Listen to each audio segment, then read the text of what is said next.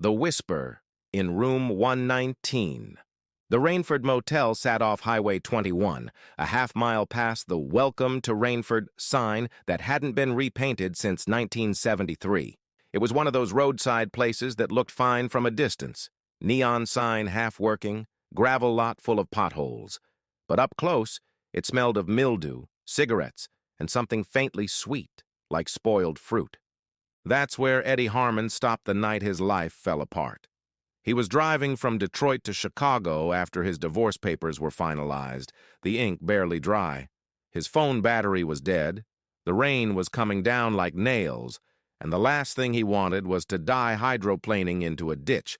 So when he saw the motel sign flicker, vacancy, he pulled in.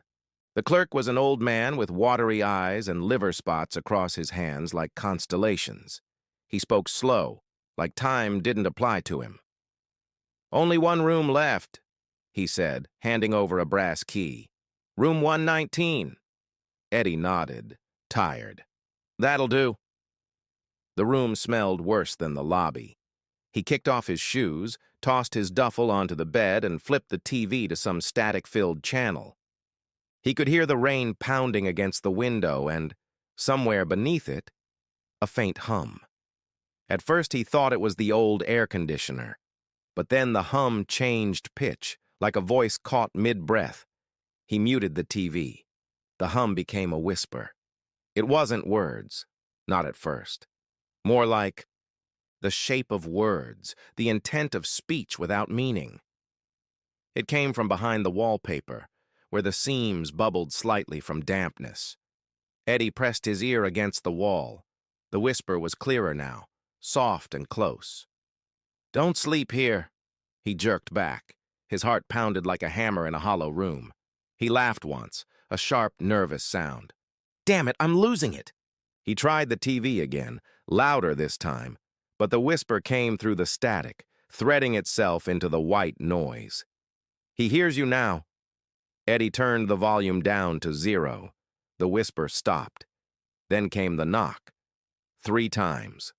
Slow, deliberate.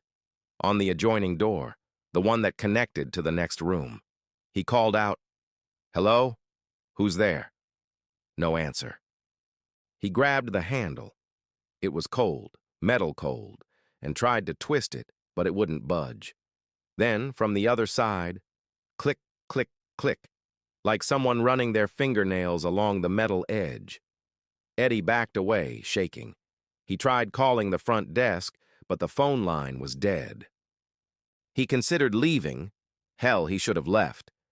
But it was pouring outside, and something about that whisper. It wasn't just fear. It was familiar. It sounded like his wife.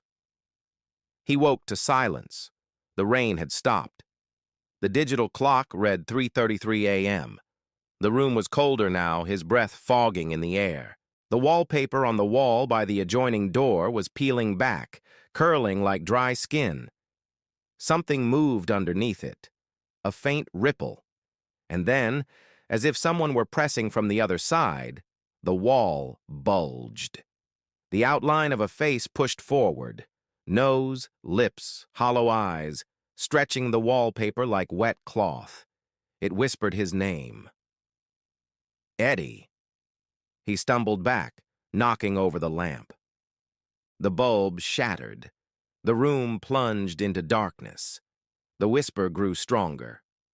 "You shouldn't have come back." He didn't remember opening the door or running into the hallway or sprinting through the parking lot barefoot. But he did remember seeing, through the rain-streaked window of room 119, a second figure standing inside, watching. The next morning, the old clerk found the door hanging open, the key still in the lock.